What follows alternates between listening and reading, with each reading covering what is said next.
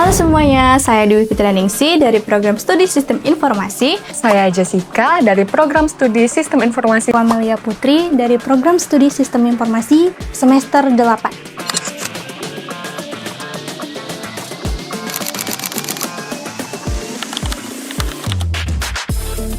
Pedikit adalah aplikasi mobile pendamping tumbuh kembang anak yang membantu orang tua di rumah untuk memantau perkembangan dan memberikan stimulasi yang tepat sejak dini.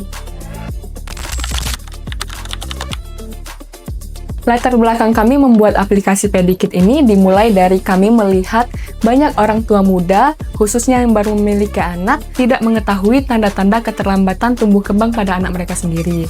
Kemudian tidak ada aplikasi yang memadai untuk membantu mengetahui progres tumbuh kembang anak mereka, dan juga informasi yang diberikan oleh internet itu kadang tidak akurat.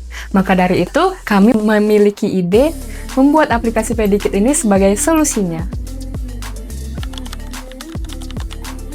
Pedikit itu punya beberapa fitur. Yang pertama ada screening mandiri, di mana orang tua bisa mengetahui kondisi awal dari perkembangan anak.